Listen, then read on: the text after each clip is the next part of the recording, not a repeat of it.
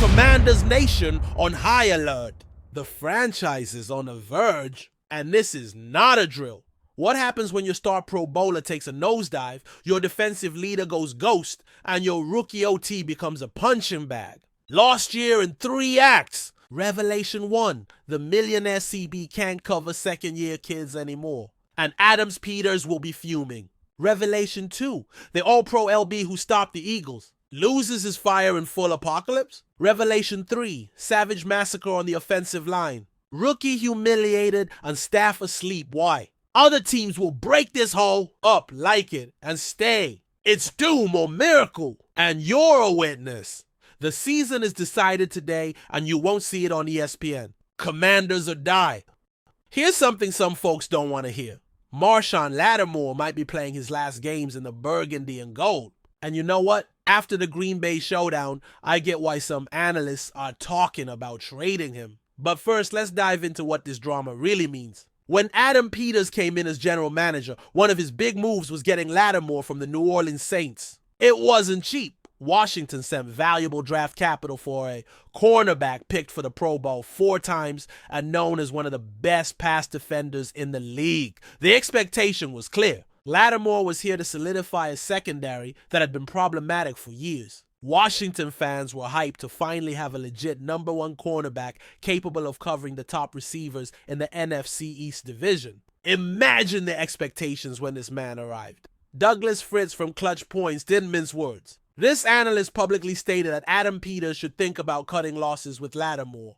Can you believe that? A 4-time Pro Bowl cornerback who cost draft capital is being questioned about his future in Washington after just 2 games in 2025. But let me ask you this. Did you watch the Thursday game against Green Bay? Because I did, and what I saw was a player completely lost on the field. Lattimore was utterly exposed by the Packers' pre-snap motion. Green Bay's offensive coordinators had clearly studied his weaknesses and crafted plays to exploit them. Green Bay's young receivers, especially Dontavian Wicks, made him look like a washed-up veteran who can't keep up with modern NFL speed. Wicks is just in his 2nd year in the league, but ran routes against Lattimore like a 10-year vet facing a rookie. The holding penalties were the clearest evidence this man is struggling to keep pace. When a cornerback of his caliber turns to grabbing jerseys constantly, it's because he's mentally lost the play before the receiver even makes a move. That's exactly what's happening with Lattimore. He's losing mental battles before the physical plays even start. Fritz was brutally honest. He seems to have 2 consistencies now, leaving receivers open or committing a penalty. Maybe time to bring in a veteran free agent who can at least reach an average range. You know what? I can't argue with that observation because it's exactly what we're watching on the field week after week. But here's what really hurts as a fan. Fritz continued saying, "It's hard to imagine that the Commanders can get much for Lattimore in a trade, but they could try. Even getting a younger player with some speed and lateral ability would help. That means his market value has tanked so much that we'd essentially be giving away a player we paid valuable assets for." The play that hurt the most was when Dontavian Wicks ran his route, and Lattimore was 5 to 7 yards behind. Completely lost while Wicks easily caught the ball. I'm telling you, that's not just a bad play. That's a red flag Adam Peters can't ignore much longer. Fritz described that specific play as a key moment of frustration on Thursday, and I completely agree. Watching Lattimore trailing behind Wicks and being 5 or 7 yards away was painful for any Washington fan who remembers how dominant this man used to be. Now, let me ask you, is it fair to judge Lattimore so harshly after just 2 games in the new season? I think the man deserves more chances, especially considering his proven history of excellence. But I also totally get the fans' and analysts' frustration. When you trade draft capital for a player of his level and pay his considerable salary, you expect immediate and consistent results. The brutal reality is Lattimore can still be an elite cornerback when he's in top physical and mental form. The problem is those moments have been few and far between since he arrived in Washington. His hamstring injury last year explained many of his inconsistencies and poor performances, but we no longer have that medical excuse to justify his underperformance. The historical context is also important here. Lattimore had an excellent career with the Saints, establishing himself as one of the league's top cornerbacks. He was known for his impeccable technique, his ability to read quarterbacks, and his knack for making big plays in crucial moments. That player seems like a completely different version of what we're seeing in Washington. Let me be completely honest. If Lattimore doesn't dramatically improve in the next 3 or 4 weeks, the pressure on Adam Peters will be immense and unsustainable. Fans will begin to publicly question if the trade was worth it. And those are conversations no general manager wants to have with their fan base or the sports media. Mike Sainristil has also had serious issues in the secondary. But because he's not the big name or the expensive player, he doesn't get nearly a fraction of the negative media attention Lattimore is receiving. That's the brutal reality of the business. When you're a star with a high salary and you fail publicly, all the media spotlights focus on you mercilessly. The question we all need to ask is, can Lattimore regain the form that made him a multiple-time Pro Bowler? Or are we witnessing the natural decline of a player past his prime? The answer to that question could determine not only his future in Washington, but also the success of our secondary this season. Now I'm going to talk about something I'm genuinely worried about, and which could be even more problematic than Lattimore's situation. Frankie Luvu has completely disappeared. And when I say disappeared, I mean the man who was the emotional heartbeat of our defense last year is fully invisible in these first 2 games of the 2025 season. To understand the magnitude of this loss, we need to remember exactly who Frankie Luvu was for this team in 2024. Do you remember the immediate impact he had when he arrived as a free agent? While everyone talked about the flashy acquisitions like Bobby Wagner, Zach Ertz, and Austin Eckler, Luvu flew completely under the media radar, but I firmly believe that man was possibly the best acquisition Adam Peters made throughout that free agency season. And I'm not just saying it because of the stats, although 8 sacks and second-team All-Pro honors speak for themselves. I say it because he became something this team had been desperately seeking for years. A true emotional leader on the field. Ryan McCafferty from Rigo's Rag perfectly captured what Luvu meant to this team. Luvu emerged as the emotional heartbeat of Washington's defense. He was an enforcer who energized his teammates and instilled fear in his opponents. Luvu wasn't just a productive player making tackles and sacks. He was much more than that. He was an enforcer who energized the entire team with his intensity and passion. When he made a big play, you could see how the entire defensive bench lit up. When he celebrated, his teammates fed off that energy and raised their own play levels. Do you remember when he stopped the famous tush push of the Philadelphia Eagles in the NFC Championship game? That wasn't just an important tackle. It was a moment that defined his instant legacy in Washington. Luvu literally took matters into his own hands, stood firm, and stopped one of the most effective plays in the entire NFL. That moment turned him into an instant legend among Washington fans. McCafferty perfectly described that moment. Luvu gained instant icon status with the Commanders fan base after taking matters into his own hands to stop the infamous tush push of the Philadelphia Eagles during the NFC Championship game. But now let me ask you with genuine concern, where is that Frankie Luvu we knew and loved? Because in these first 2 games of the season, the man has only 9 miserable tackles and 0 sacks. 0 sacks! A player who last year was completely unstoppable and dominated offensive lines now looks like he's playing with the brakes on. McCafferty was brutally honest in his evaluation. Through 2 games, he's recorded only 9 tackles and no sacks. Luvu's rarely been seen generating pressure, and his name barely has been mentioned by the TV broadcasts. If you're new to the Commanders, you'd struggle to know he's even on the team. That last line hit me right in the heart because it's the painful truth that if you're new to the Commanders, you'd struggle to know he's even on the team. A player who was All-Pro last year now is completely invisible on national broadcasts. I think the problem goes way beyond individual stats and numbers on the stat sheet. Against Green Bay last Thursday, our entire team looked tired, demoralized, and completely unmotivated. We desperately needed someone to provide an emotional momentum shift, a spark to ignite the rest of the team, and it never came. And you know who should have been that inspiring spark. Frankie Luvu McCafferty explained it perfectly. Washington looked tired and unmotivated at Lambeau Field. They were desperate for someone to provide any kind of momentum shift on either side of the field.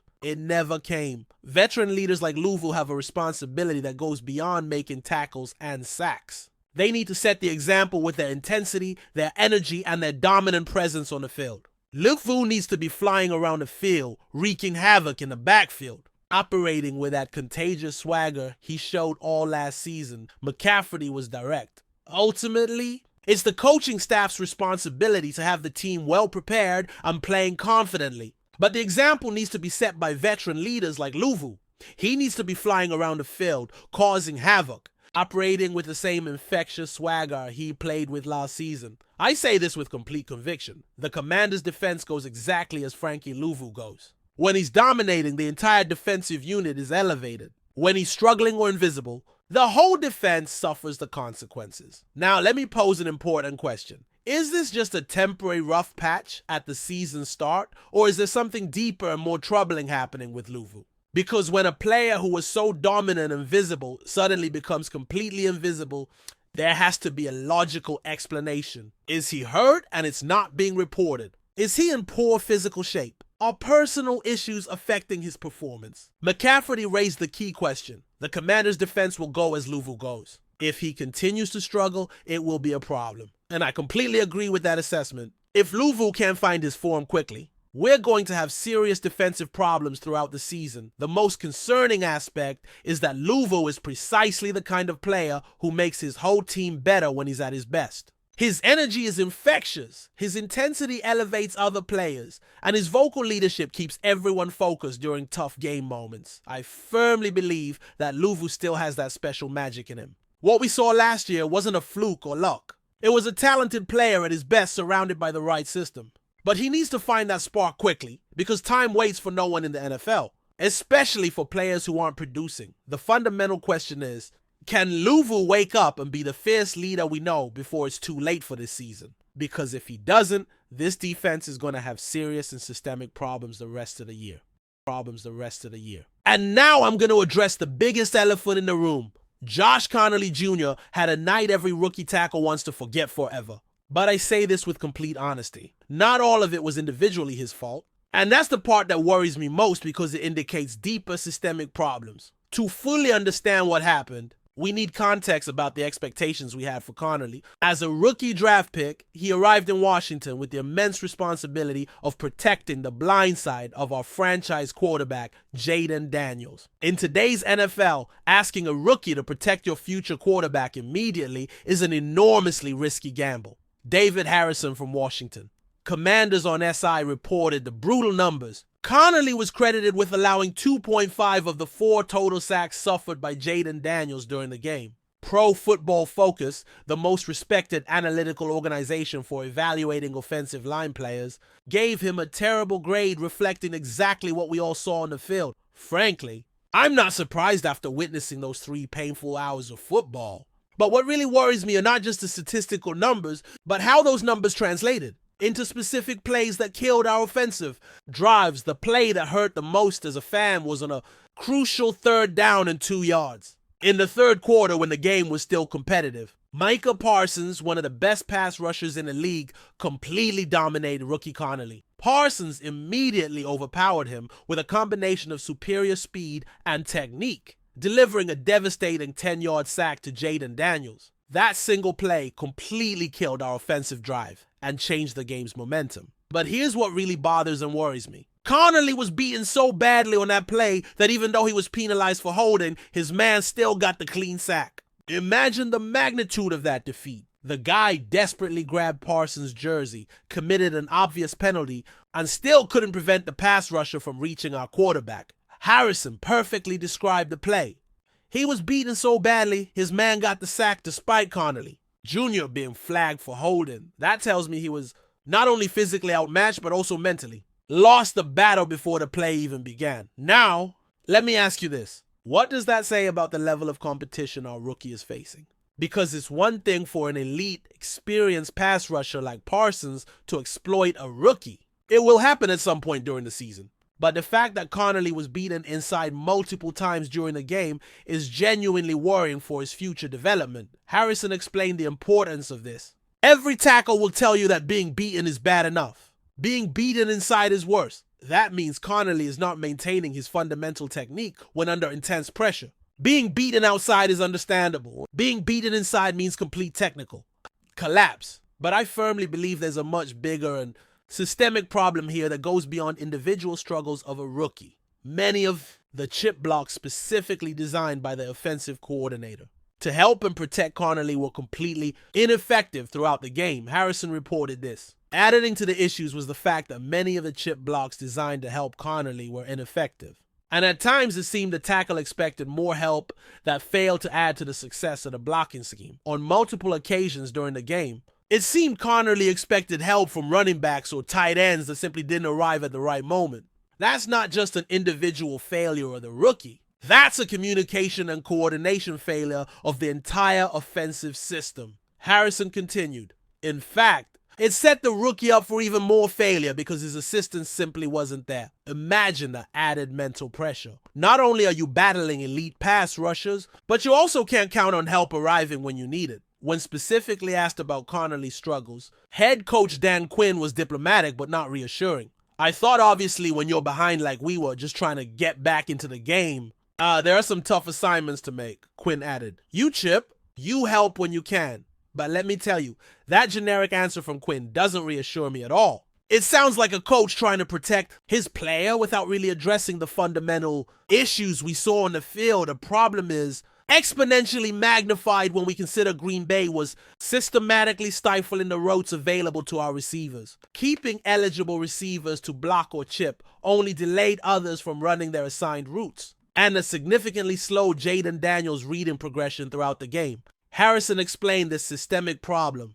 With Green Bay stifling available routes, keeping eligible receivers to block or even chip only delayed others from running routes, and also slowed Daniels' progression during the game. The brutal reality is when additional help was specifically designed for Conerly, it had to be effective, and that simply isn't negotiable at the NFL level. Harrison was clear. The fact so many were ineffective only made things worse. I believe it's absolutely important to have realistic expectations about what we can expect from Conerly. He's a rookie, he's going to be regularly beaten by more experienced and talented players, and expecting immediate perfection would be completely delusional and unfair to him. But here's my main point. When specific help is designed to protect a young player, that help has to be effective and reliable, and that's non-negotiable. If we can't execute chip blocks correctly, if we can't coordinate as an offensive unit, then we're setting Conerly up for failure before he has a fair chance to succeed. The question that genuinely worries me and keeps me up at night is this. Did the Packers identify a specific technical or physical weakness in Conerly that other teams will study and exploit systematically? Or was it simply a bad individual night that can be fixed with more practice and adjustments? Harrison posed exactly the same question. The question moving forward will be whether there was a weakness identified by the Packers or a one-night issue that will be fixed before it becomes systemic. The answer to that crucial question will come very soon in Week 3 against the Las Vegas Raiders, who coincidentally have another great pass rusher specifically looking to repeat and build on their predecessor's success against our rookie tackle. If Conerly has another similar performance against Las Vegas, then we'll know we have a real systemic problem that requires drastic solutions. If he can improve and show growth, then maybe it was just a painful but necessary lesson in his development as a professional player. Commanders Nation, let me tell you something you need to hear with total honesty.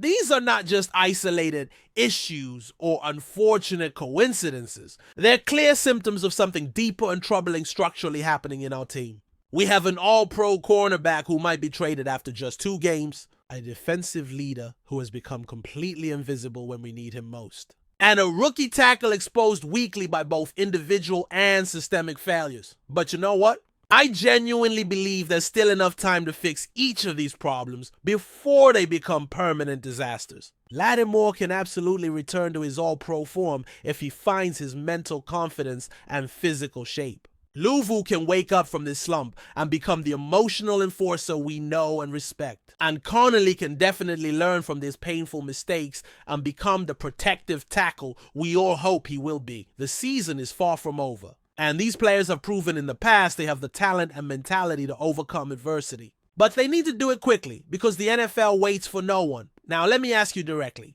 Do you believe Lattimore should be traded immediately or deserves more time to prove his true worth?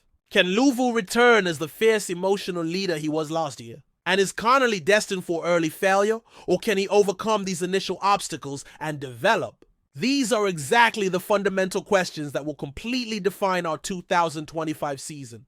And I genuinely want to hear all your honest opinions in the comments. Because at the end of the day, we're much more than just a YouTube channel. We're a united family of fans who bleed burgundy and gold no matter the circumstances. If this deep analysis made you think differently about our team's real situation, like this video and subscribe to the channel immediately. We need to stick together as family in these tough times because that's Commanders Nation's true indestructible strength. And always remember, hail to the Redskins.